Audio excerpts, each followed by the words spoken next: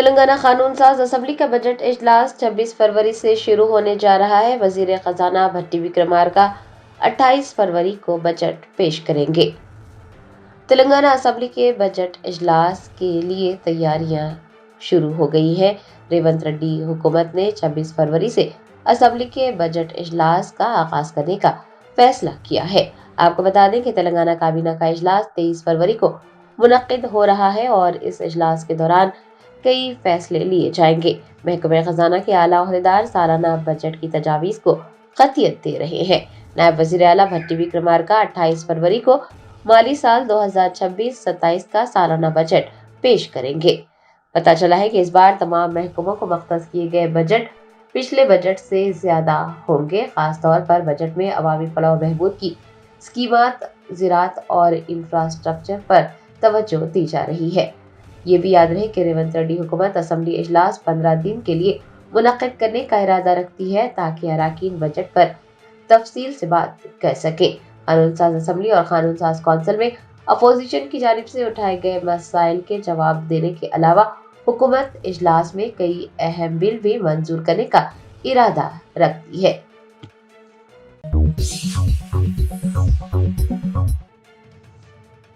تلنگانہ کے وزیر اعلیٰ ریونت ریڈی کی قیادت میں ٹی پی سی سی کے قائدین نے کانگریس صدر ملک ارجن کھرگے اور ایل او پی راہل گاندھی سے دہلی میں ملاقات کی۔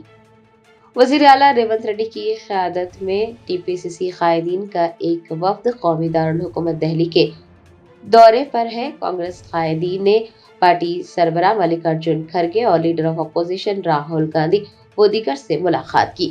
اس موقع پر وزیر اعلیٰ ریونت ریڈی کے علاوہ پی سی سی کے صدر مہیش کمار گوڑ، نائب وزیر اعلیٰ بھٹی وکرمارکا، اے آئی سی سی کے انچارج میناکشی نٹراجن اور ریاستی وزراء بھی موجود تھے۔ پارٹی ہائی کمان نے تلنگانہ میں 2 سالہ کانگریس حکمرانی اور پارٹی کی کارکردگی کا جائزہ لیتے ہوئے وزیر اعلیٰ ریونت ریڈی و دیگر سے تفصیلات حاصل کی۔ ملاقات کے دوران حکومت اور پارٹی کے فیصلوں، ریاست کی تازہ ترین سیاسی صورتحال، جوبلی ہلز ضمنی انتخابات، سرپنچ اور بلدیاتی انتخابات پر بھی بات چیت کی گئی۔ بتایا جاتا ہے کہ نامزد عہدوں کی مختصی اور کارپوریشن چیئرمین کی تقرری پر اجلاس کے دوران بات چیت کی گئی ہے۔ پارٹی ہائی کمان نے تلنگانہ کے قائدین کو ریاست میں تازہ ترین سیاسی صورتحال کو مد نظر رکھ کر حکمت عملی بنانے اور ضروری اقدامات کرنے کی ہدایت دی ہے۔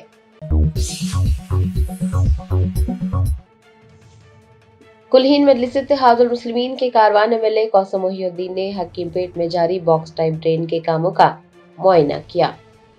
بیرسٹر اسد الدین اویسی صدر کل ہند مجلس اتحاد المسلمین کی ہدایت پر کاروان ایم ایل اے کوثر محی الدین نے جمعرات کو اپنے حلقے کی حکیم پیٹ میں جاری باکس ٹائپ ڈرین کے کاموں کا معائنہ کیا۔ اس موقع پر ان کے ہمراہ جی ایچ ایم سی کے عہدیدار اور مقامی لیڈرز موجود تھے۔ ایم ایل اے کوثر محی الدین نے عہدیداروں کو ہدایت جاری کی ہے کہ وہ باکس ٹائپ ڈرین کے کاموں میں تیزی لائے اور کاموں کو جلد از جلد مکمل کرتے ہوئے عوام کو راحت پہنچائے۔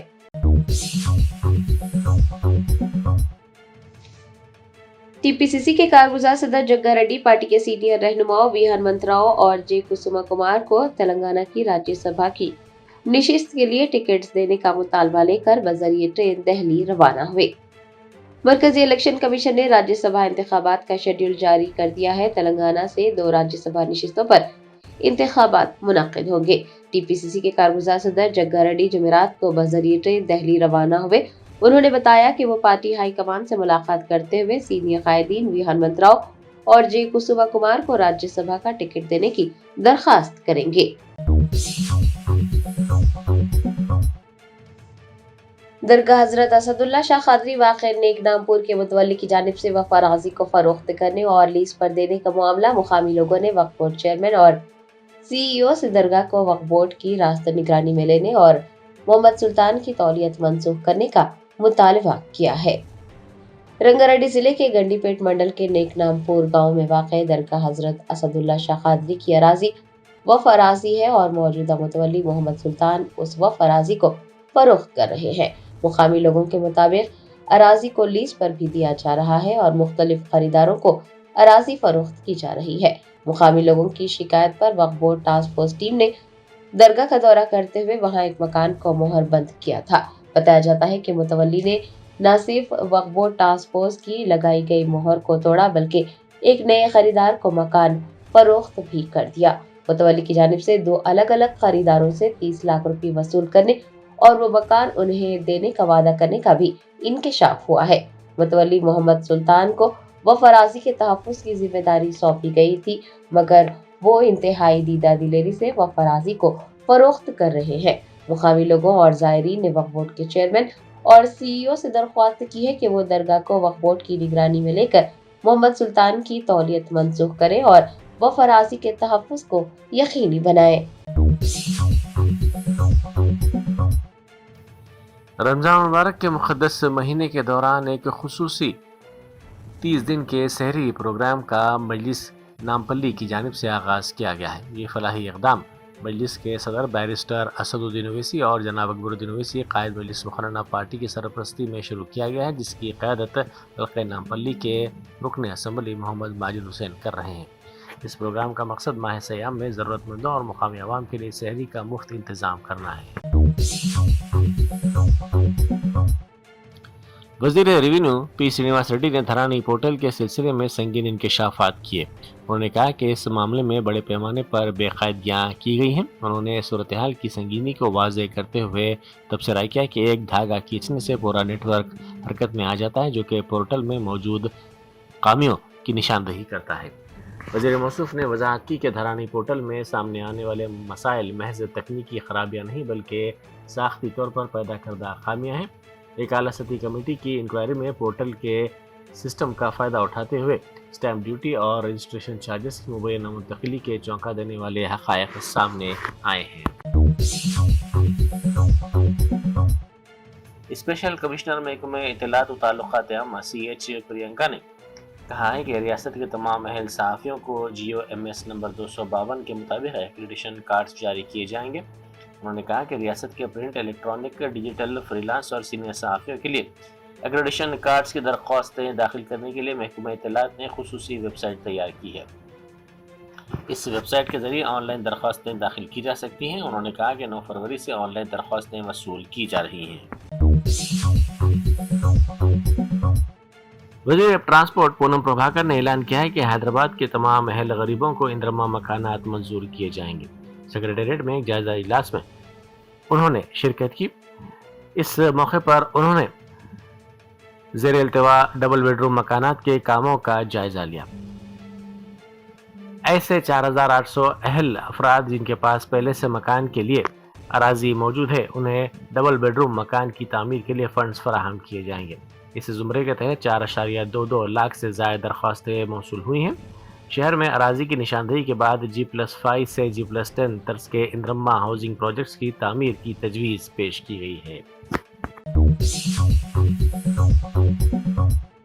گزشتہ روز چاند نظر آنے کے ساتھ ہی رمضان المبارک کے مقدس مہینے کا آغاز ہو گیا ہے، جس کی مناسبت سے حیدرآباد کی تاریخی مکہ مسجد کو خوبصورتی سے سجایا گیا ہے۔ اس بابرکت موقع پر مسلمانوں نے مکہ مسجد میں رمضان کی پہلی نماز تراویح ادا کی۔ BRS کے سابق رکن اسمبلی بلکا سمن سے عادل آباد کی جیل میں ملاقات کے لیے سابق وزیر و deputy floor leader Harish Rao کے علاوہ BRS کے دیگر قائدین عادل آباد روانہ ہوئے۔ شہر کے علاقے فلم نگر کے تحت واقع ونائک نگر بستی میں اسکول کے طلباء کے درمیان شدید تصادم کا واقعہ پیش آیا۔ اسکول کے طلباء 2 گروپس میں بٹ گئے اور ایک دوسرے پر بے رحمانہ حملہ کرتے ہوئے شدید مار پیٹ کی۔ بستی کے بیچوں بیچ دن دہاڑے اس ہنگامے اور تشدد کو دیکھ کر مقامی افراد حیران رہے ہیں۔ اس واقعے نے مقامی افراد میں خوف پیدا کر دیا اور طلباء کے بڑھتے ہوئے پرتشدد رویے پر انہوں نے تشویش کا اظہار کیا۔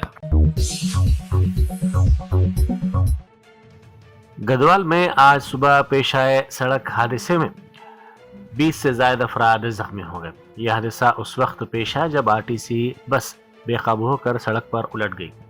اس حادثے میں 20 افراد زخمی ہونے کی اطلاعات ملی ہیں۔ یعنی شاہدین اور ابتدائی اطلاعات کے مطابق حادثہ اتنا شدید تھا کہ کئی مسافروں کے ہاتھ اور پیر ٹوٹ گئے اور کئی افراد تشویشناک حالت میں بتائے جا رہے ہیں۔ اس واقعے کی اطلاع ملتے ہی پولیس وہاں پہنچی، جس نے امدادی کارروائیوں کا آغاز کر دیا۔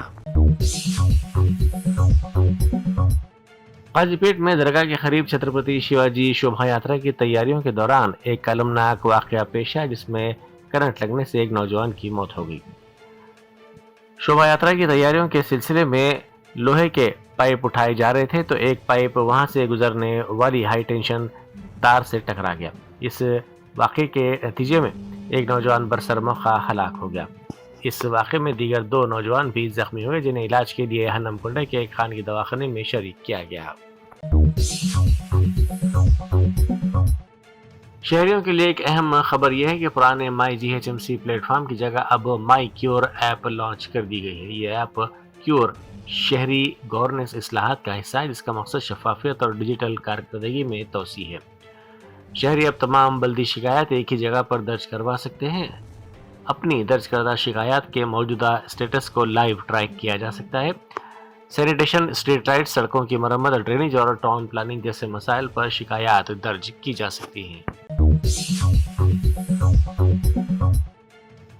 तेलंगाना कांग्रेस में राज्यसभा की नशिस्तों के लिए सियासी सरगर्मियां तेज हो गई हैं और कई सीनियर कायदीन इस दौड़ में शामिल बताए जाते हैं। सियासी हलकों में यह बहस आम है कि अभिषेक मनु सिंघवी की रुकनीत की तजदीद की जा सकती है, जिसके लिए बाकी मानदा एक नशिस्त के सिलसिले में मुकाबला काफी सख्त हो गया है। इस नशिस्त के लिए जिन नामों पर गौर किया जा रहा है उनमें इंडिया इत्तेहाद के साबिक नायब सदर जमहूरिया के उम्मीदवार सुदर्शन रेड्डी, वजीर आला के करीबी साथी नरेंद्र रेड्डी, सीनियर लीडर जीवन रेड्डी शामिल हैं। इनके अलावा मधु याष्की गौड़, BRS से कांग्रेस में वापसी करने वाले केशव राव और हनुमंत राव भी राज्यसभा के टिकट के मजबूत दावेदार बताए जा रहे हैं।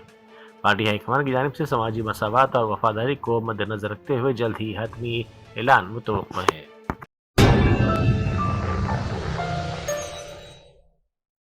Germanton super speciality hospital national award winner doctor Mir Jawad jar Khan, German trained senior orthopaedic surgeon and director, माहिर डॉक्टर्स डॉक्टर वासिफ आजम और डॉक्टर भारवी चंदूरी, सीनियर कार्डियोलॉजिस्ट और दीगर डॉक्टर्स नुमाया खिदमत अंजाम दे रहे हैं। Robotic surgery, advance cath lab, MRI, operation theatre, ICU, 2D ultrasound जैसी सहूलियात से आरास्ता कॉर्पोरेट लेवल हॉस्पिटल। वाजबी फीस में हर मर्ज से शिफायाबी के लिए Germanton super speciality hospital, Attapur.